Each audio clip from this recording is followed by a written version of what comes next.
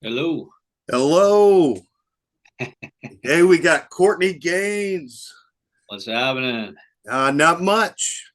I've been referring to you as the man of many genres. Yeah, that's fair enough. Yeah, I throughout my family, we have somebody identified you from a different movie each time. Right. Yeah, For, you talk to girls, you're gonna get the chick flicks, right? That's like oh yeah, when I get recognized, I try to sort of suss out the person. Like, is this like a colors person? Is this a Memphis Belle person? Is this a horror person? If it's the girls, I usually go Sweet Home Alabama or Can't Buy Me Love. Usually I can get it within one or two guesses. well, that's my wife. Sweet Home Alabama is the first one that came to mind. There I you grew up go. with the Burbs, It's so on TV all the time, man. that's Sweet Home Alabama's always on.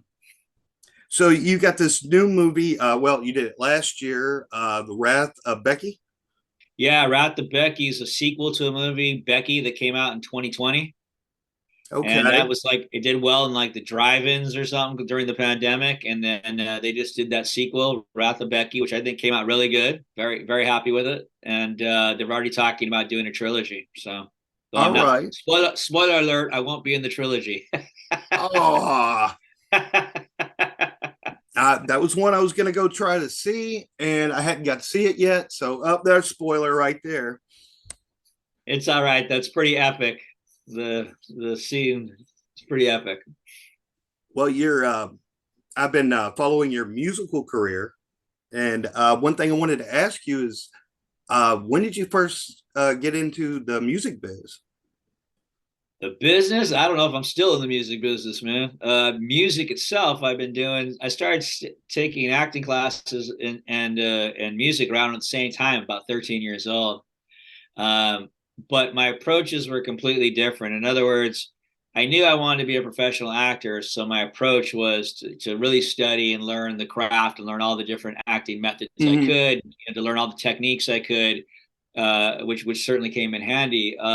My approach with music was the opposite. It was like once I learned the basics, how to learn some scales and learn some chords and learn how to play some songs, I Right. didn't want to know too much because what I really was interested in was writing. And this may sound counterintuitive, but to me, it's like if I felt like if I knew too much, I'd start comparing everything I was trying to write to something I already knew, and I felt Okay. that was going to be limiting. And and it worked out for me that way. It allowed me to just to write for years, just freely write and not Right. compare. Just learn the guitar myself, and particularly acoustic really is where I write most of my material from and stuff. Because now that I have my band, the Courtney Gaines Group in the Southeast, and we're Mm. playing, Weekend Warriors playing all the time, doing 3 sets a night. Now I have to do like 70% covers and such, and it's starting to happen. Now I'm like, everything I play, I'm like, oh man, that song's got the same chord structure or very similar to this song I wrote over here. I'm Right. like, see, it would have happened. I would have talked myself out of writing a bunch of material. I really believe that. Okay. Yeah. Well, I saw one of your live shows, the tugboat in the back. Oh yeah, yeah, yeah. That was an acoustic show, and that was the first. That's the only acoustic show I've done so far out here. And that wasn't a tugboat. That was a liner. That was Liner. a Yeah. big ship. So I live in Savannah, and so uh, Okay. on the waterfront there, it doesn't look like that big a river. They have to dredge it 24 hours a day so that these ships can come through and go and these container ships. And it doesn't look like they should be able to fit on this river, which they wouldn't be able to if they didn't dredge it all Right. the time. But it just blows your mind. And Oh I yeah. happened to be playing that U2 song at that time with those lines, it's the perfect timing as that happened, and my girl was right there to catch it, and I was just like, that was just really. But yeah, that's the first full set acoustic set I've done out here, and that was a big to play at Plant Riverside is a pretty big deal, so it was a pretty good first Okay. gig to get as a solo artist. So I'm starting to do a little bit of solo stuff too. Okay. Have you played in Tennessee? No, tennis, no, not yet. We're That's where playing I'm basically located. right now. Yeah, I figured cool. We're about right now. We're as far as the local band, we're willing to play like anywhere about 2 hours out. That's about as far Okay. as we'll go. I'm But next year, we definitely to promote the record, plan on hitting the road some. right. I'm So right next to Clarksville. So okay, and what's next to that? Nashville. Nashville. Thank you. Okay, Nashville. Yeah. Fort yeah. Campbell. Fort Campbell area. Okay. Um, Okay. Then yeah, we may. I think there definitely may be a chance we'll get any somewhere near Nashville at some point. right. That's pretty much in striking distance. So we'll see. We're still in the midst of figuring that out. We'll probably do like 10-day runs, like go to the West Coast, do like 10 gigs, hit the Midwest, do like 10 days, kind of thing like that throughout the year to promote the record. So Right. I listened to Slab City. yeah, Loved it. thank you. Absolutely. Man, the leather jacket, Yeah. the whole thing, man, railroad tracks. I dug it. It was just it. I was so into that. Thank you. Thank you very much. That was with my band Ripple Street that I had for years and Okay. years. And we put out was it last year? Yeah, last year I guess we put out 4 singles um, that were definitely a little more grungy Right. kind of vibe. This record that I'm putting out right now, Safe Haven, is I'd say a bit more actually it's a little over the map, but it's all rock and roll, but it's not so grungy. I'd say it's more Right. rock and blues. And it's a storytelling record, mainly just about things that I want to bitch about or find absurd. Like I wrote, a song called "Bills in Space," very upbeat rock tune, but it's about the billionaire space race, which I just think is stupid. You know, Uh, I think I think it'd be great if these great billionaires and smart minds would figure out how about making affordable housing for people instead. How oh, there about you that? go. Yeah, use your brains to do something on this planet. How about that? But Absolutely. and I have another song called "The Healer" that's told from the point of view of an egotistical, narcissistic plastic surgeon. So it's just Okay. storytelling. Okay. Is this on the Safe Haven that's coming out? Yeah, Okay. yeah, Safe Now, Haven. when So does it drop? October October 2nd. Yeah, second. you can only get it on Fake Fang Records. I'm not putting it out on iTunes or Spotify or doing any of that Mhm. stuff. I've been there, done that. I don't feel like there's much money to be made going that route. So we're going through a label, and the label wants you to go directly through it. So if you go to fakefangrecords.com, you'll be able to find the record. You can listen to it 3 times, 6 songs, Mhm. and if you like it, then you can either do a digi download or there'll be a limited run of CDs, and there'll be even a more limited run of signed CDs. And here's the big, I think this week, the end of this week, we're going to put out a single "Look Out," which I always tell people when we play it, if I was to do a music video, I would do a very black and white film noir type music video because Oh it's yeah, it's kind of that's got that sort of that vibe to it. So we're gonna put that out as a single that people can go listen to. They can't buy it, but they can listen to it, and if they like it, they can pre-order the record. They pre-order the record, they can get a signed CD, personalized signed CD from me. oh there you go. I'm all about Whoa! that. So there's the big pitch for the I pre-orders don't right there. preview. I just buy. I'm one of those old school. Used to go to Tower Records. Yeah, man. There it is. No, I'm excited that we actually have physical copies of CDs. I wish we felt like we could push enough to do a record. That would be awesome. Well, yeah. But even CDs, I'm really stoked that we're making CDs. That the Well, yeah. label's doing that. That's killer. Vinyls are back. So I know, man. That you got to, but vinyl is not cheap to no, make. no. So you got to know you can sell enough units. I would love to be able to put some vinyl out. Maybe that'll be the goal for the next record. So we can Right. actually get some vinyl. Well, if you need any guest spots, I play. So Yeah, man. I see you got Isaiah Jackson back there. yeah, that's a lefty. So Oh, is it? Yeah. Are you a I'm lefty? lefty, man. I've learned how to play upside down. So You learned how to play upside down. That's I crazy. had no choice. Yeah, My that's first guitar, crazy. my uncle gave it to me, who was a bass player. That's the first thing. Uh-huh. Remember listening to.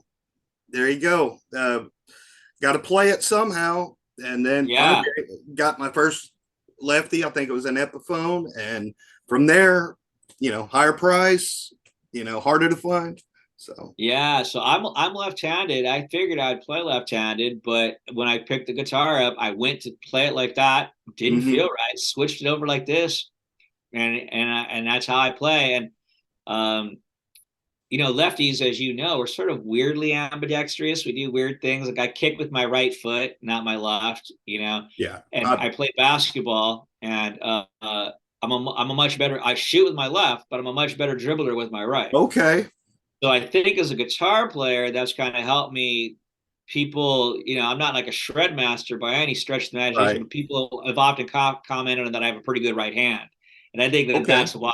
I think that so it's a weird lefties. I really wanted to play left hand. I wanted to be Jimi Hendrix, right? So Well, yeah, absolutely. Um, but it didn't happen. I had a uh, me and my children were just watching an episode of Monk. Yes. Put So I'm another finger wondering, on there. well, Another I'm finger. wondering, is your skills related to that sixth finger? I'm just Yeah, I saying. wish I had a. Could you imagine if I had a sixth finger? Then I'd really be in a shred, right? No, my kids asked me. I said, I'm going to talk to this gentleman, and they said, "Does he really have six fingers?" And I'm like, "I'll ask him." You know? Yeah, no, no, just five. I auditioned for that show for several seasons, and I tell actors all the time, like, look, if they don't cast you right away in something, but they keep bringing you back, that means they like you. They're trying to find a spot for Yeah. you. Just hang in there and keep doing good work, and maybe it'll fall your way. To end up getting the six fingered man on that show is kind of, in Oh, my mind, oh, it's kind of a you're big the deal. I bomber. mean, they built that character up for seasons, several seasons to Oh yeah. finally find out who killed his wife. Right, it was a big deal. So I was really pleased I got that role.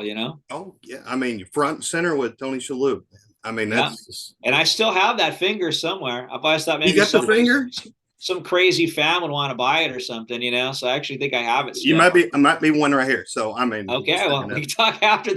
We'll talk after the show.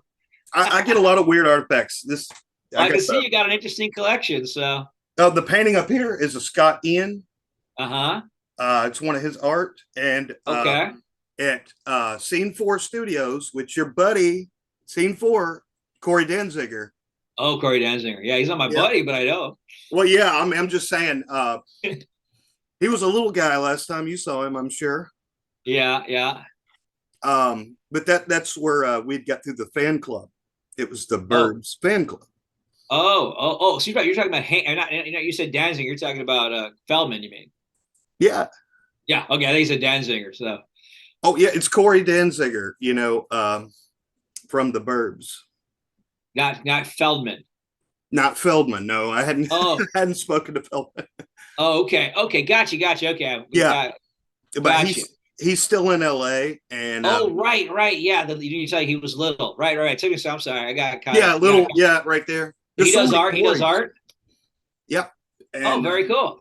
oh yeah, and I'll have Scott Ian hopefully on one of the shows to talk about his art, and it probably inspired that, and he'll probably get me for taking his style a little bit here, but So you play music, you do art, so you're an artist then too. yeah, and actually had a background. I started college in theatrical arts as well. Oh, so you're an actor too. You do it Well, all. I started off. I ended up Well, you having. did enough to at least have an appreciation of how I hard it is. do. I Because do. people think acting's easy until they have to get up and do it. Especially stage. When you Yeah, try stage, it's yeah. you know, and I have so much respect, and I have so much respect for actors in particular that go over that hump and avoid these certain things that you know tear their careers, tear them down. I have so much respect for that. You know. I mean, yeah, the business side of it's one animal, and that's Mhm. it's a hard business for sure. I mean, hard to make it in the business, but I think that acting itself, I think it's pretty underrated on how difficult it is. I'm not saying it's hard like laying bricks for a living hard. No, it's not at all hard in regard to that. Right. But from the point of view of like somebody like me is like a method actor, Mhm. you know, where you got to take yourself to that real emotional space of what's going on. And if Right. not, you can't relate to it. Find something in your own life to dig up that's just as painful or whatever. And I know fun, Jack. Most actors aren't willing to do it. Most human beings would avoid any of those kind of feelings like the plague. You know what I Exactly. mean? Because it's not fun. But If that but you have to be a little twisted to be an actor, in my well, opinion. yeah, yeah, you got to Gotta be be a little bit of a sadist, you know what I mean? You gotta be willing to go places that most people will not want to go. a little eccentric, maybe. Maybe too, but you see if you when you watch Ride the Becky, when you see what my character goes through at the end, I mean it's not just physically painful, but before that, mentally painful. Begging for his life. That was not joyous, to jump into that space. But as an actor, I relish that shit. You know what I mean? Like Oh, absolutely. I'm sure you we're a do. little we're a little twisted. We like to go to these crazy places. At least a lot of character actors do, I Well, guess. and that goes back to the Burbs. Was there? any particular, I don't know, personality or whatever you were? Yeah. The Burbs, the big thing was, there's another technique Dustin Hoffman uses it all the time called working with an animal essence. If you Mm-hmm. watch Dustin Hoffman's characters, if you look at it from that point of view, you can figure out almost every time he's working with an animal. Obviously, his famous Ratso Rizzo, he's a rat, right? It's pretty Right. obvious. But if you watch him, you'll see and it's a very it's a very useful technique because different animals have different energies, different vibe, right? Different gaits, different Right. moves. So it's a place you can work. So I don't do that all the time, but for that character, I did decide to do it. What I worked with was the scared deer, a deer in the headlights, because Oh, what I was looking for was he was a stranger in a strange land, right? He was a fish out of water. So I was like, what can I do? So I felt an animal essence, and I feel if you when you watch it from that point of view, you will see I definitely look like a deer in the headlights most of the time. yeah. Well, there's so many scenes. I mean, that to me is a cult classic anyway. And Yes. that to me, you had a lot of screen time for one. Yeah. You, as I Uh-huh. remember as a child, I was watching it with my parents, and your character really just it stood out to me. It was one of those characters where it was like, whether it be banging the hell out of the trash and during the night, or sardine, and that's a family joke. It goes between us all the time. We hand each other something, sardine, Yeah. So, you know, it captivating cult classic, and Yeah, I didn't realize how, because it didn't do really well in the box office, and Tom Hanks had just had Big come out, which had done huge. So right, the producer's point of view, they were a little disappointed. But I didn't realize until I started doing conventions, which I didn't start doing until I guess what the like 2000s, that how mm, much of a cult classic it was, and how many people did love that movie, and how many people watch it all the time, and how many people, what you just said, it was like the bridge between their family, like the kids and the adults both enjoyed mm, watching together. And now that people come to me and say, now I'm doing it with my kids, it's like third generation, right. burbs, like it's like this but it's obviously for a certain type of family who likes a certain type of movie. But Oh, the fact that it's a family film is in its own right is rather interesting. well, see, my wife is a horror fan, and Yeah, well, her Sweet Home Alabama, of course, yeah. but then she goes, "Is that Malachi?" And I'm like, "Of course," So, Yeah, I always find that the compliment of that. I again, a lot of conventions, people didn't realize that I was the character in Sweet Home Alabama, so they come to they come to the horror thing to see, obviously, right, talk burbs or talk Children of the Corn, and they're like, wait a minute, that was you. To me, that's the best compliment in the world. I mean, look, I'm a righty. pretty recognizable guy with the red hair and everything, right? So if I can pull a Mhm. character off and you don't even put two and two together, I love Right. that. To me, that's a compliment. Well, I'd never seen Children of the Corn when I was younger. I didn't see it, after the Burbs and everything. The second Yeah. movie I saw you in was Colors, Uh, and it threw me for a loop. I said, "He's a gang member now." I said, "Virtuoso." I'm telling you, what what is he? Yeah, well, that's what a character, right? The life of a character actor, right? And so it's like two things about that. Number one, Colors was easier for me to play than people realize. Really, to me, like playing, say, like Kenneth and Camp Buy Me Love, that was more of a stretch for me. Mm-hmm. Colors, I grew up in tough neighborhoods. I grew up in Chicano neighborhoods. I knew guys who, I knew from grammar school that ended up in gangs. I know a bunch of guys who were dead Right, and in jail, to be honest. That, they weren't my best pals, but I'm saying I grew up with, and there was even a redheaded dude I went to grammar school with who was actually in a gang called Frogtown that was in my neighborhood named Billy Red. So I always thought Billy Red's head must have exploded when he saw me in that movie because he knew me he knows straight up I just stole his ass, which is exactly what I did. So, um, but I wanted to be in that movie really badly because I knew there were white guys in the gangs, but I knew that most people didn't know that. right. And so I got lucky kind of. I did three movies in a row with Gerardo Mejia. Remember the guy who did Rico Suave? Okay, Gerardo Mejia.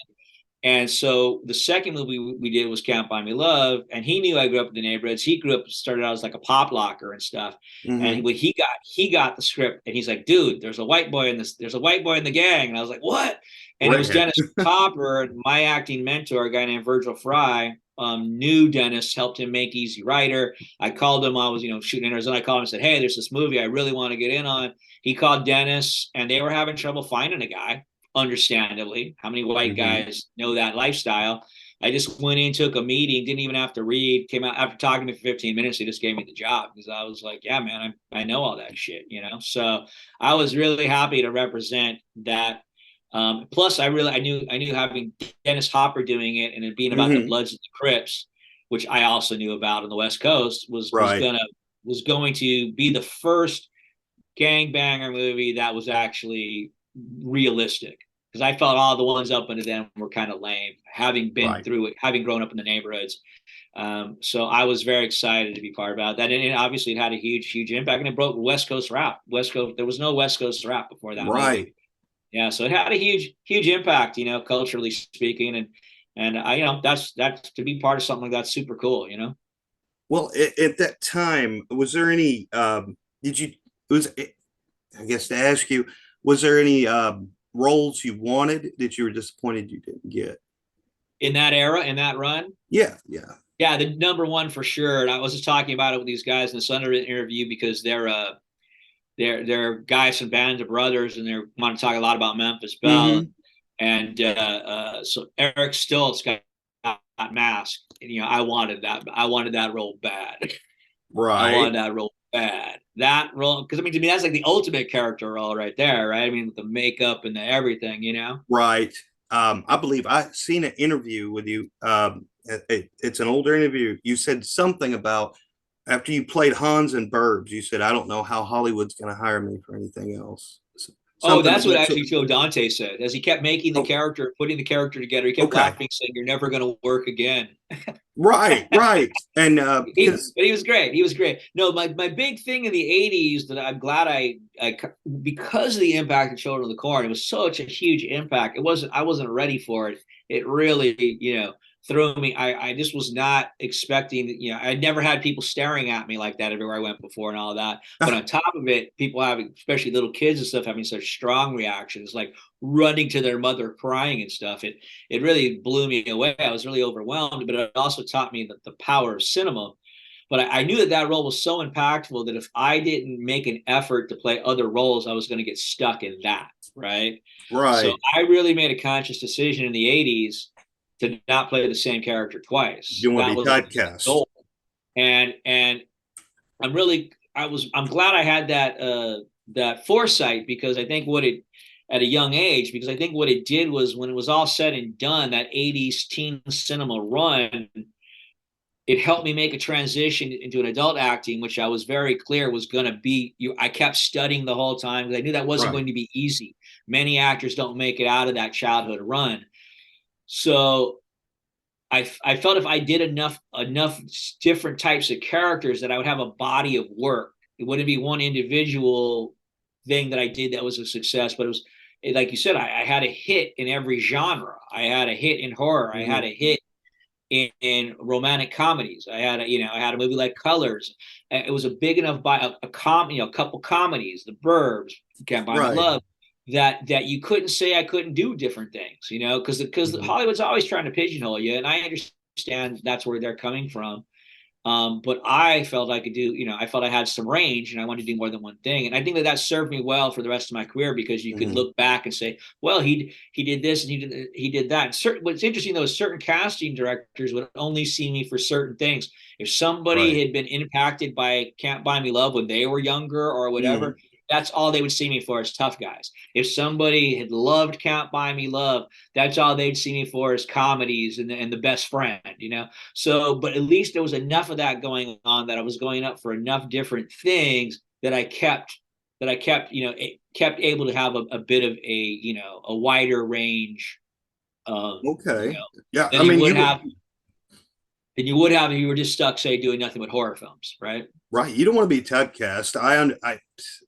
You. Well, we're all. I mean, everybody's typecast to a To a degree. I certain mean, point. Yeah. even leading men or leading ladies are.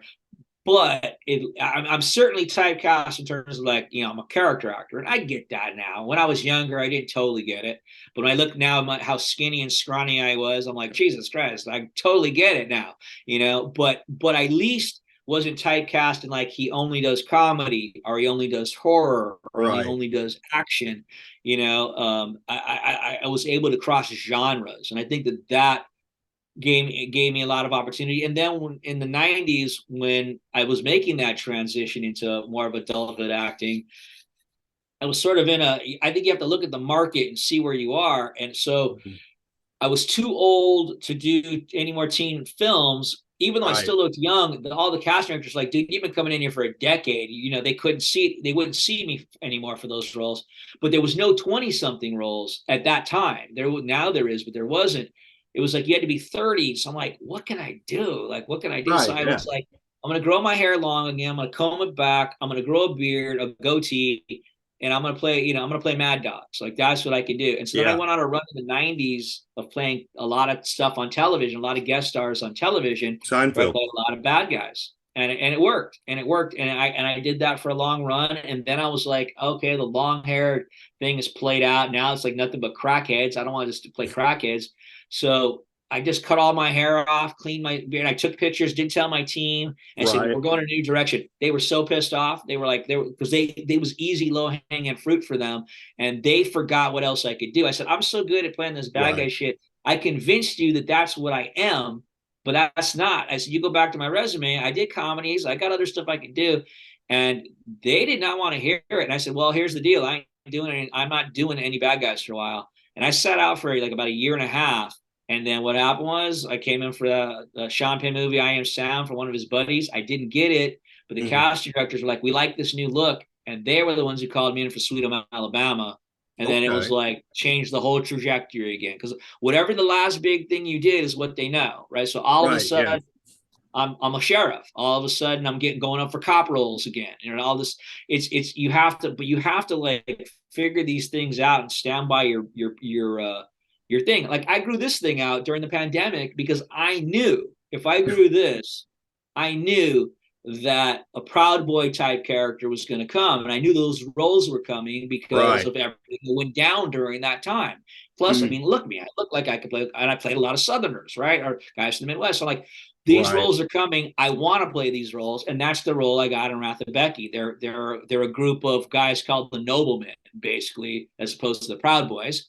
And I play, and they asked me if I could play banjo. I said, "Give me a banjo. I'll see if I can figure it out." So I ended up picking up a banjo and playing it. And the song is just this. The movie's like it's a hyper reality violence and all that. So it's like they're Right. making fun of the whole thing, but the song is outrageous. Like get out of my country if you ain't as white as me. We're the noblemen. It was hilarious. But I play it serious. I play the character serious, and I play the character. I play the character from his point of view. He sees the world in a certain point of view. It's not the point of view Right. I agree with, but my job isn't to judge my character. My job is to become my character. Right? That's my job. Right. I mean, you got embodiment. There you go. Right, and it's the audience can it's up to the audience to decide where they want to stand, left or right about the stuff. I'm not enacting to be a politic for politics. That's not my business. Right. That's not my. I'm not in the politician business.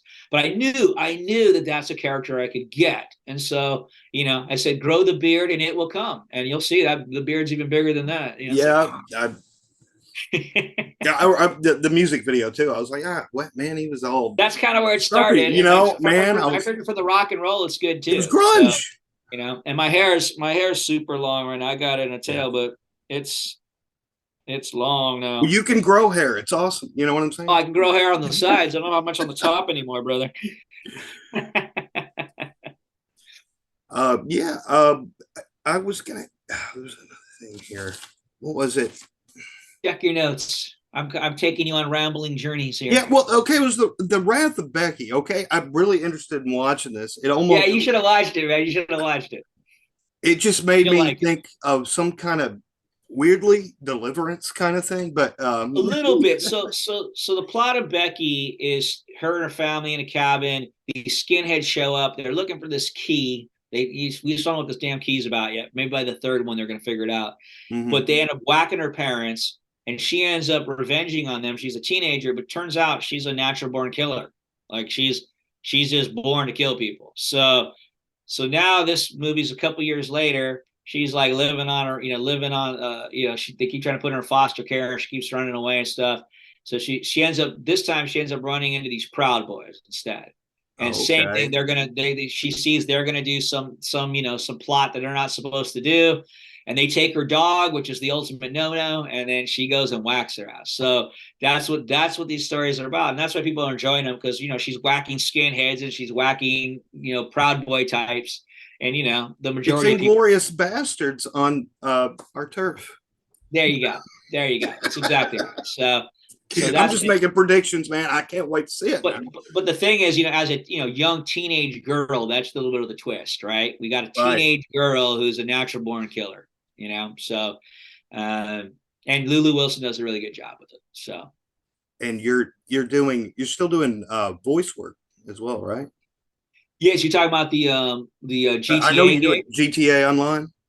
Yeah, so that was they say it's just voice work on the thing, but it's really not. You're in the whole bubble suit thing, and you know what I'm Okay. talking about? Like the suit, the Oh, movement suits they put you in, and plus they have like it's like you have to put on this like sort of like helmety thing with a camera. It looks like almost like a face bar for like a right. like a football helmet, but it's got a little camera mounted right there, so it's catching all your facial expressions too, and all that movement and all those facial expressions get dumped into these computers, these massive computers, Right. and then they take all of that and put these backgrounds together and create your character the way they want your character to look, but it's really off of your sound and your movement. So it's really, it's much more complicated than just Well, yeah.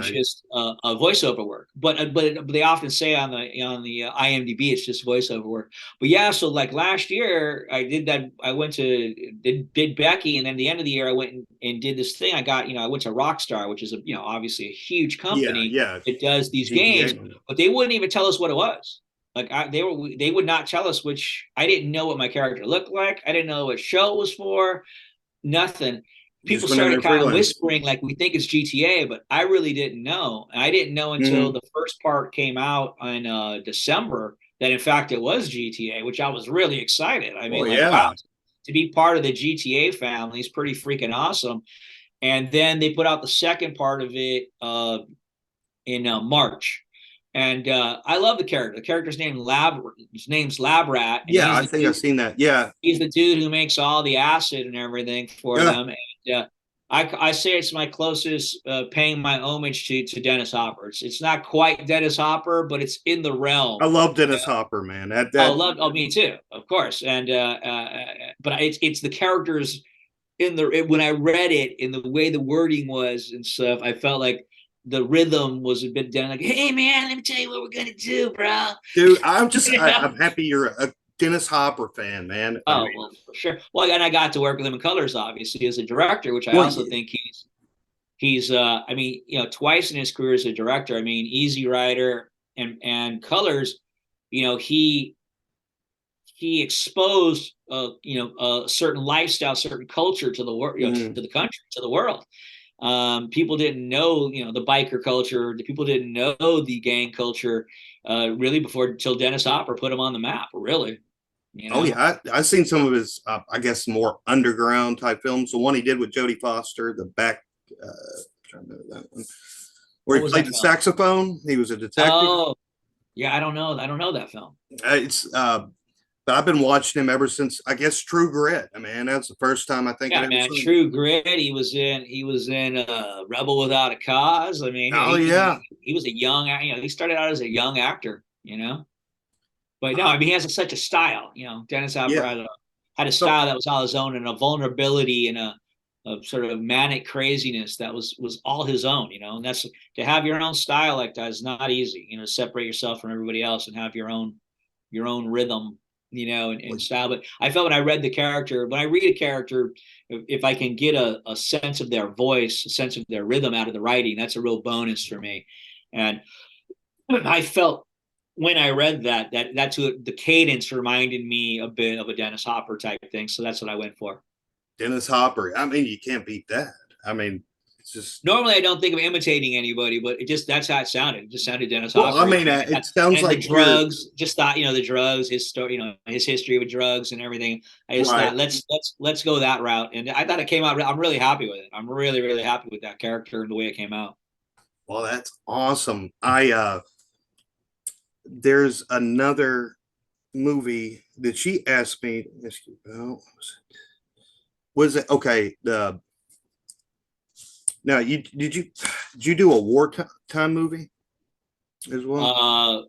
You talking about Memphis Belle? Memphis Belle, that was it.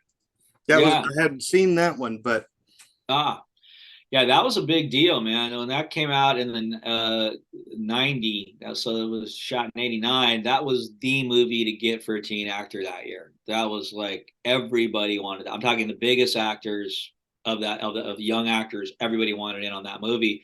But from their financial point of view and also from the ensemble point of view, they just didn't want it to be an all-star cast. So they had like, the top level guys like Matthew Modine and Eric Stoltz, and then they kind of went down to the mid-level guys, and then they went down to like there was a bottom tier, and that's where I could fit in, to get cast in the bottom tier. But it was the role, it was the movie to get that year, and all of us actors, whenever I run into guys, we've still been chasing a movie experience better than that. I mean, it was just top notch, a level. Got to shoot in the UK. We were there 3 months. We oh shot at yeah. famous Pinewood Studios.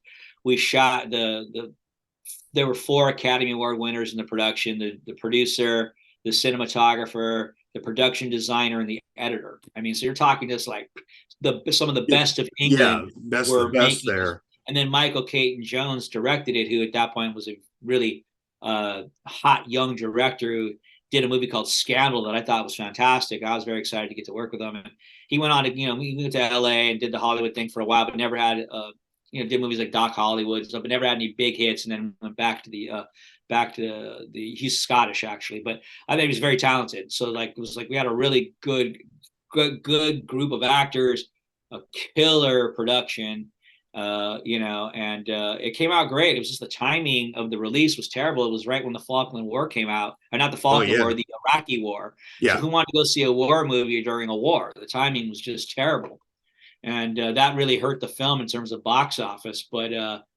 it's a very good film. It's something you can see on TV. It's much better on the big screen though, because it's you're in a B-17 bomber. Oh yeah.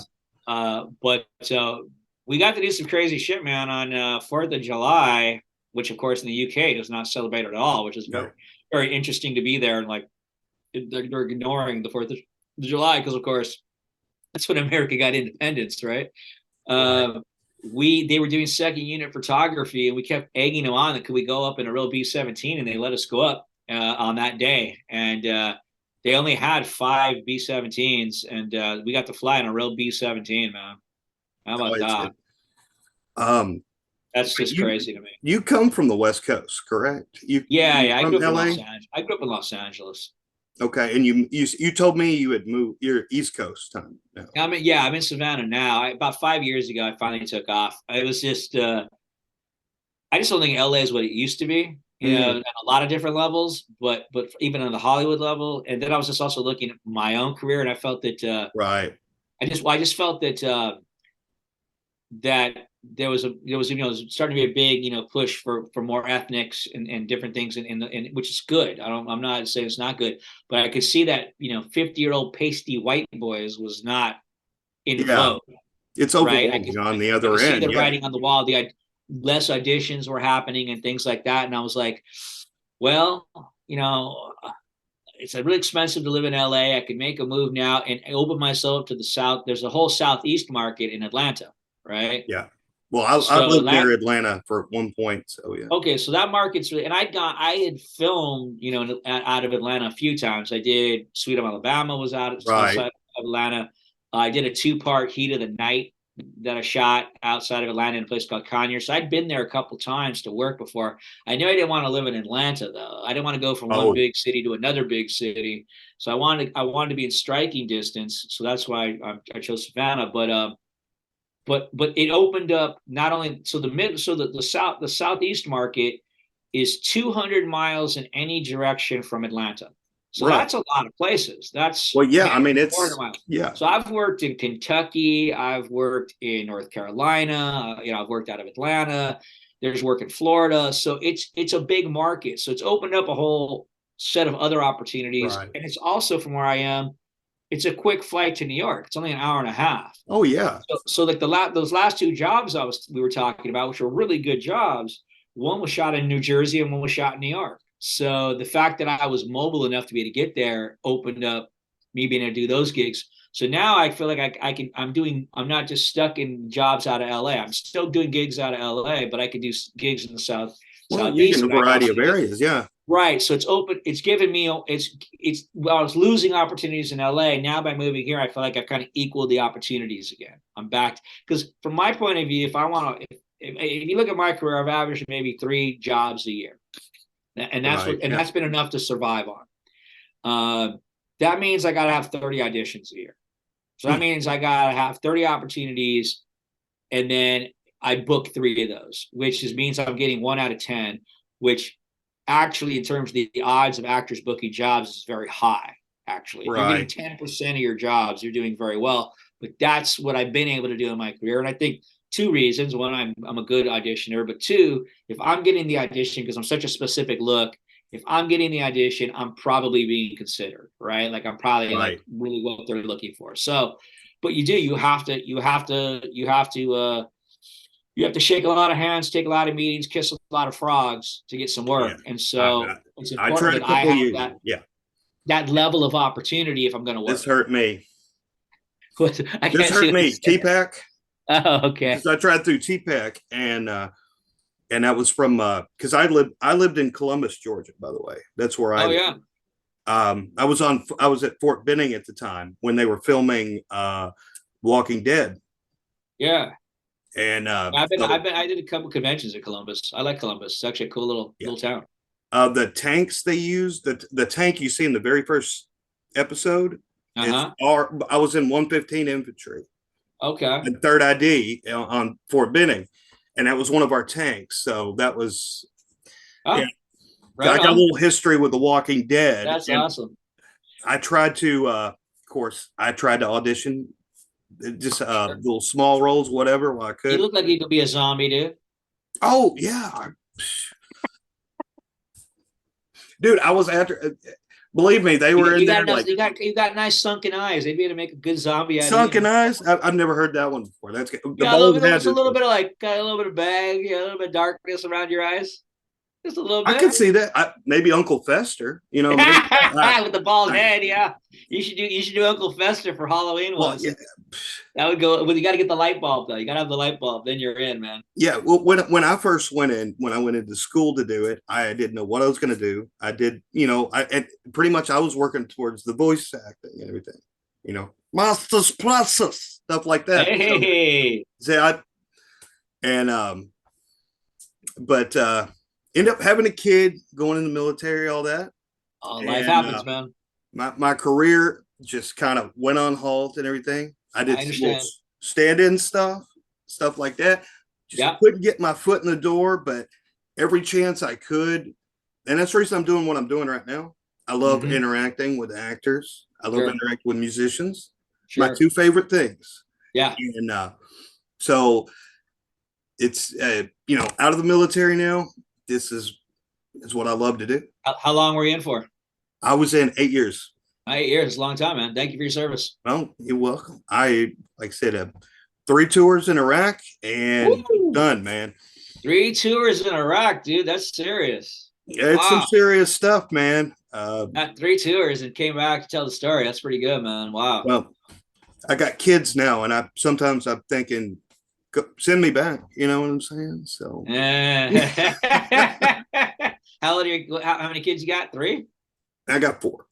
4. Holy cow, man. Yeah, well, in the in between ones, I had twins, so that's yeah, Wow. yeah, you ain't kidding. So yeah, I started my all this again, all the podcast. I did video Yeah. games and stuff before, Nice. and whatnot. I do a show on whatnot. So the online auction. So Okay. and it's another thing. If you ever want a Funko, a custom made Courtney Gaines Funko, I can do it. Oh yeah. Funko Pop. That's the we do Yeah. Funkos, but we do some custom.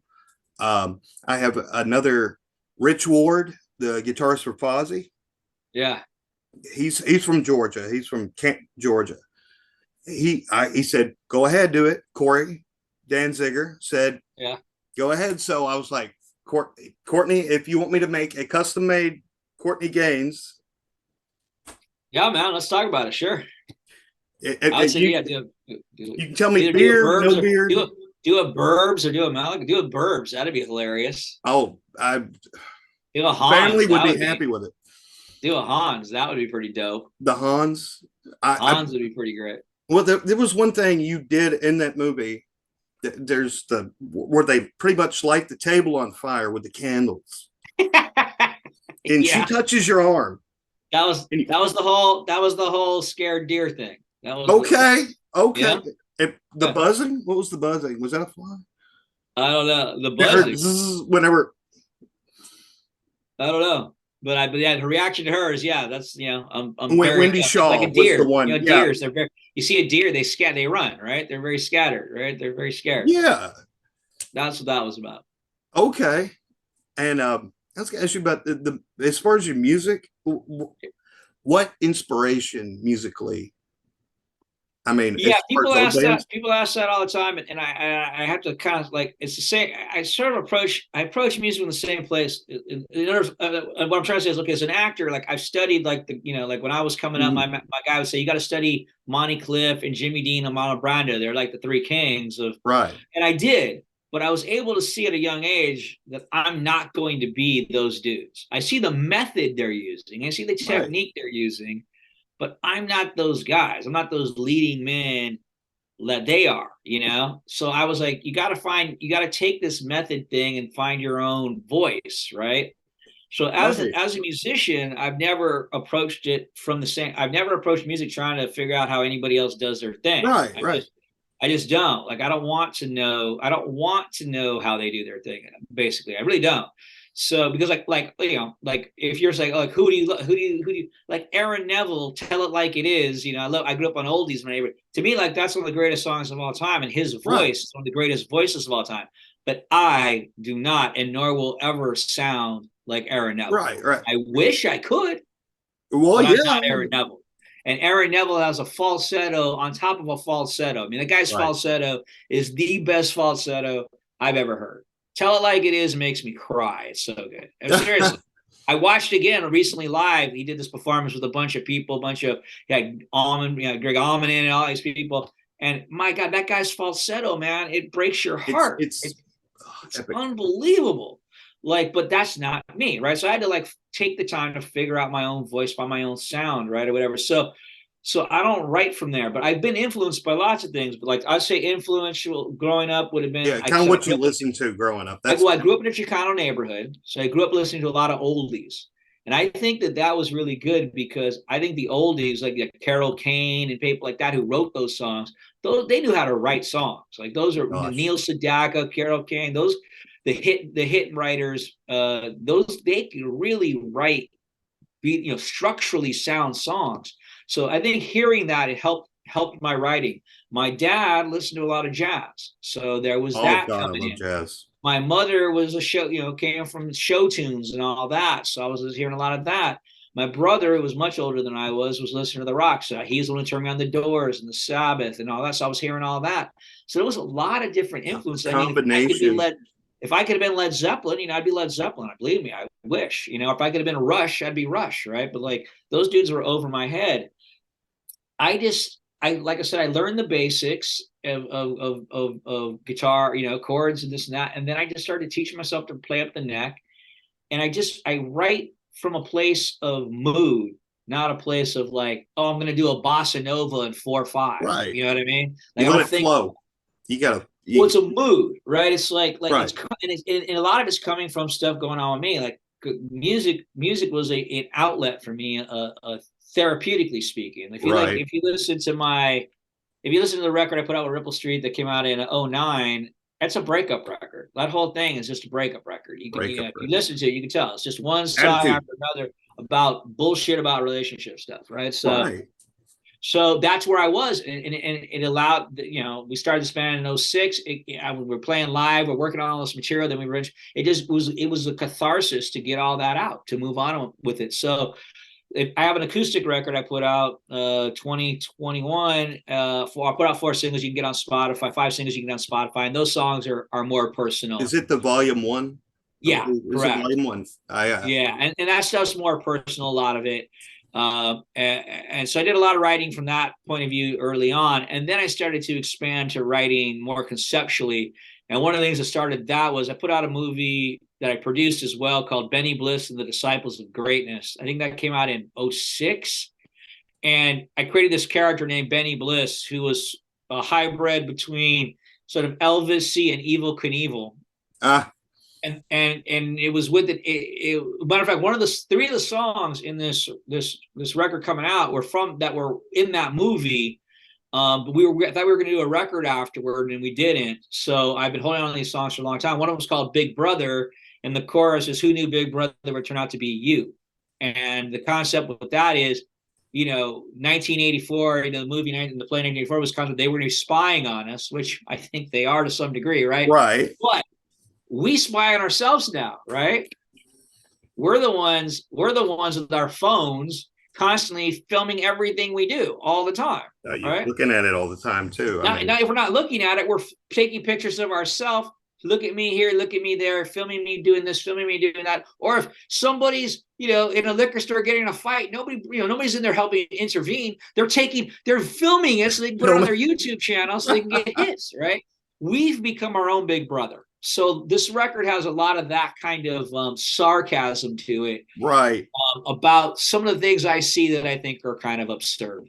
But that concept of the song "Big Brother" and me being a little anti-technology led to this Benny Bliss movie, which is all this character via electric shock treatment gets a message from God that we're no longer paying attention to creation because we're so busy being on our devices. It's only become more true since then. It's only become way more true. A victim to the machine. Yes. We're talking about to take over the machines. Exactly. I totally get that. So that character was really the door into me creating music outside of my personal self. And now, like I said, that's why this record is a much more storytelling record, point of view, but not necessarily always my point of view or about my feelings. But so when I write from these moods, these ideas, not from like what key is this in, or what's the time signature? Yeah, I don't. That frees you up whenever you're. See, there's some artists that are textbook artists, and some I learned how to play just doodling, and everything was custom. I made it myself. Mm-hmm. Then I learned the music part, but I thank God for that because it gave me so much creativity. It was the right way for me, and like now I'm at a good point. Like, so I got this band, by the way, Courtney Gaines Group. You can find us on Facebook. That's where you're going to find out where all the touring is going to go on. You can also, there's just tons of posts of clips of music. You can see, can this dude play? In this band, in my Ripple Street band, I played guitar and sang. This band, I switched to bass. I wanted a better guitar player because we were doing so many covers and a lot of lead work, because you're doing 3 45-minute sets a night. You need to stretch these songs out. I felt I needed a better guitar player. So I'm basically just playing rhythm guitar on bass is what I'm doing. Rhythm, yeah. But it's been good. Is it like a 3-piece? Yeah, it's just a 3-piece. Yeah. But it's been good. It's opened my ears. Bass has opened my ears to hold the bottom, as they say. Like, it's really, I'm hearing things that I wasn't hearing before, so it's been good. But also having to now learn the covers, even though I do them my own way. Like our opening song is Desperado, but I don't do it. I do it a little more up tempo. So It's not a ballad per se, because it's just the way it felt right to me. But so people, when they first hear what we're doing, they're like, "Oh, okay, I know that song." I say a lot of times, I say, you'll recognize this song eventually. I say that a lot when we do our sets, because like I said, I kind of do it my own way. Like another example is I do the Clash is "Should I Stay or Should I Go?" Oh, the Clash.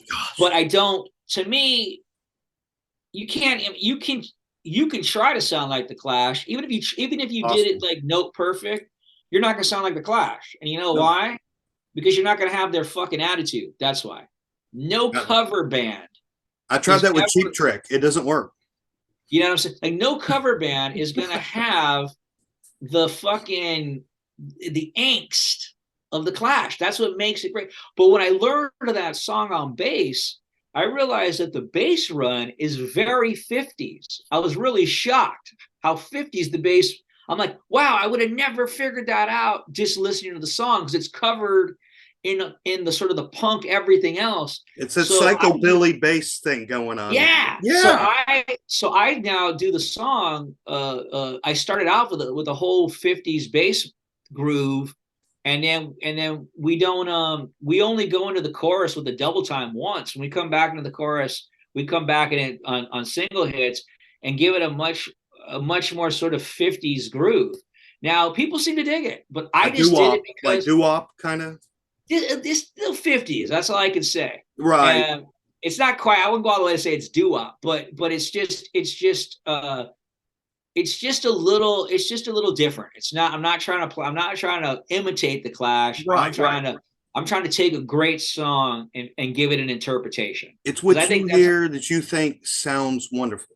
well, I think what is it, if you're an artist, right? Like I'm like, you Mm, know, I'm not just if I only had to just do covers the way if they hired me, so you got to play covers note for note like the way they do it, and you can't do any original material, then I'll go get somebody else. That's my answer to that. I just don't go get have to. another cover band to go play a wedding. Right, and there's nothing wrong with that, right? There's There are nothing wedding wrong with that, but bands. it's There you are got to wedding flex your bands that muscles. get paid very good money to play wedding bands. Matter of Right. fact, that my girlfriend's the one's helping us find gigs, and she's like fantastic at it because she's also an acting manager. She works with my manager, Okay. and she loves the hunt, and she's been finding us all kinds of gigs. She's actually been reaching out recently to some event managers, and I was like, yeah, I don't know, man. Like they're, she's like, no, I'm telling them. It's like this is a specialty. Like you're like this is like if you want like Courtney Gaines and you want kind of the vibe of what he does. He's not going to be right for all weddings, but there are going to be some weddings that they'll be digging Right. this. And so far, we've been getting a pretty good response. Like we're gonna keep you on file. So who knows? I may be playing some wedding, but I guarantee you, if I'm playing a wedding, it's not going to be some conservative family Well, that yeah, like yeah. I it think goes that's to what I was golf saying. I on wouldn't. Sunday, right? It's not going to be that. It's not because that's not what they're going to get, right? They're not going to get that. They're not going to be happy with that. So, but if it's some, you know, some horror fan type family or like that, it'd be awesome to have me play, right? So, Yeah, I would. That's where you'd play Misfits or something, you know. So I mean, right. Well, you know, what they really do, like I'll do, you know, I do like we also have a cover. Just I only play this for a certain spot, but we do a cover of War Pigs because I love that song. oh, But when I play War Pigs, number one, I cannot play like Geezer Butler. I'll never be able to play like Geezer Butler. That guy is a bass savant. You know what I mean?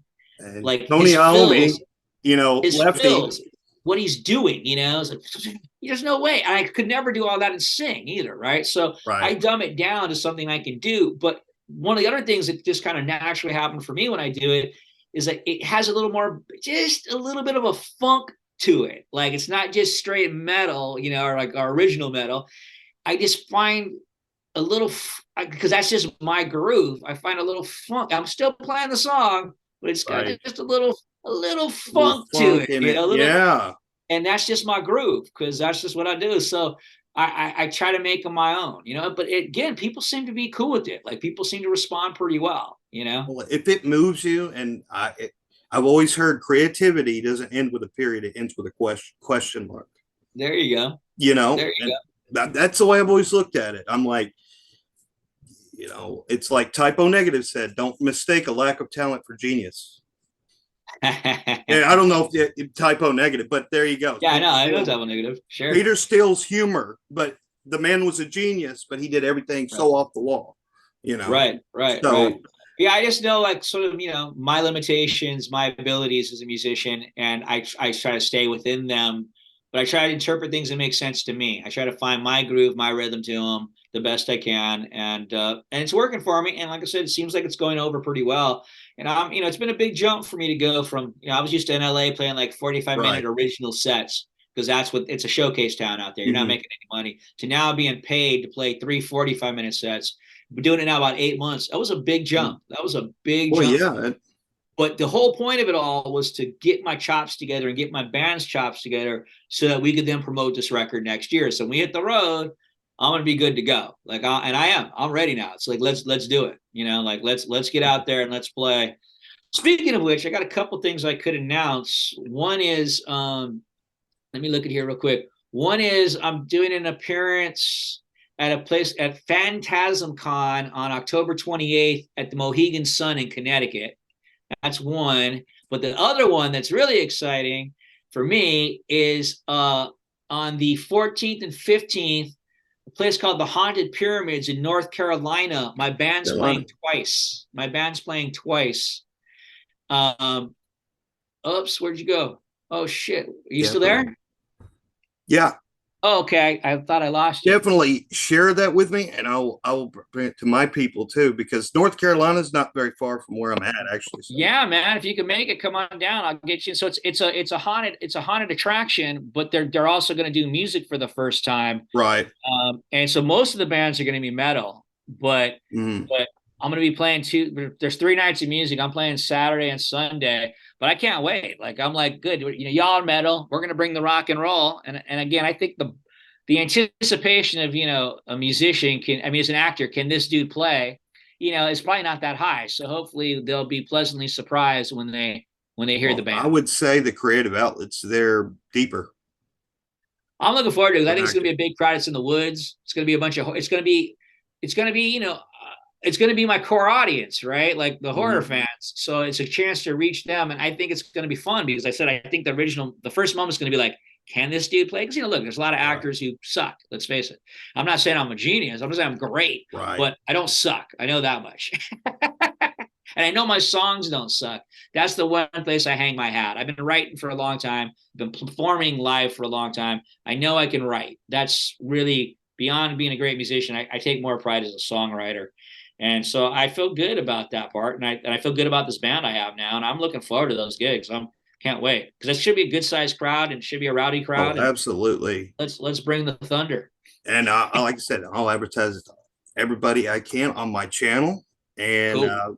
like I said, this is a new start for my channel right now. I've kind of back Oh, over good. to Well, I hope this. this gives you a little boost and you can get the Well, ball it rolling. is, and like I said, I've been a huge fan, and I've followed your movie career, your music career, and you just always seem like a very interesting person. And finally get to talk to you, I'm like, my God, he is. Um, Well, thank you, so sir. I appreciate that. yeah, but I really appreciate you being on here, and have this on here in a couple nights. I think